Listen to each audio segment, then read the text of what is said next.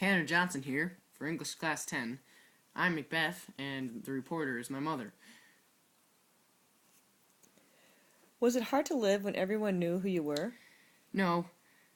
Personally, I got used to it. A man of my caliber is used to the ladies flocking around him with all sorts of questions and concerns about their well-being and the well-being of the country as a whole. What was the reaction from the people after beating the Norwegians?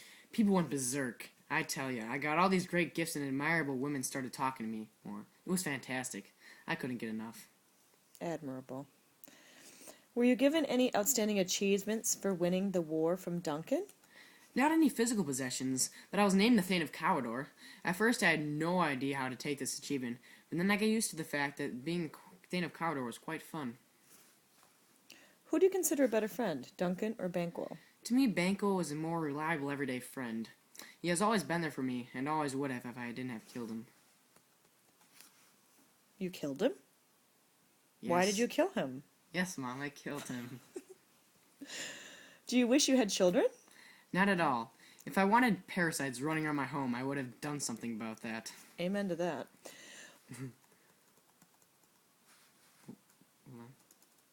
What was Lady Macbeth like at home? Well, she never really had a positive influence on me. She was always begging on me for something I didn't do, or I did do. It felt like I could never do anything right in her eyes, yet she married me. Welcome to your future. In your country, how might you describe your army? Not trying to sound completely conceited or anything, but it was a one-man show. Every week I went out and fought and won the war single-handedly. Well, you're amazing. Thank you, Mom. When you were confronted by the witches, how did you feel about what they said to you? Looking back on it, I totally bought it. I believed every single word they said to me.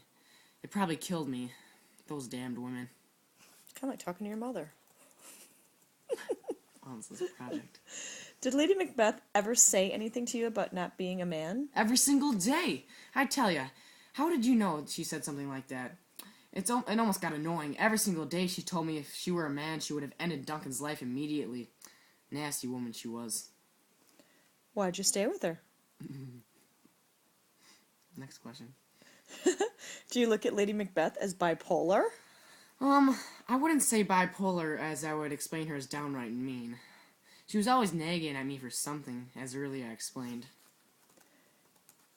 Do you feel that Lady Macbeth led you to murder Duncan? Absolutely. She led me to believe that killing Duncan would be easy and no big deal, when it really was a big deal. He was one of my good friends, and the king. Don't you have a mind of your own? Stop. Right before killing Duncan, what went through your mind? Just do it. Get it over with. Sorry, I would rather not talk about this subject. Then why'd you do it? I not keep on. How did you hide killing Duncan? It was very hard to hide the killing. First off, I made a ton of mistakes. I brought the daggers back with me to Lady. Oh boy, did I catch a break. But other than that slip-up, just a lot of lying. I felt quite dirty. What do you...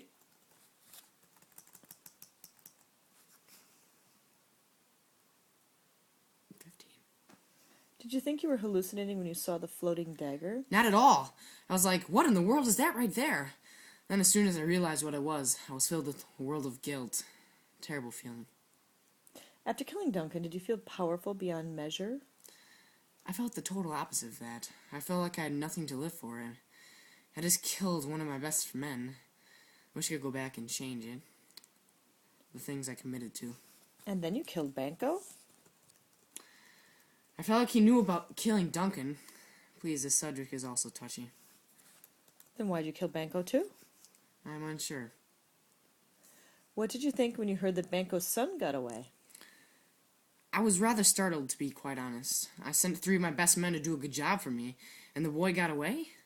It struck me as almost implausible. It actually scared the life out of me.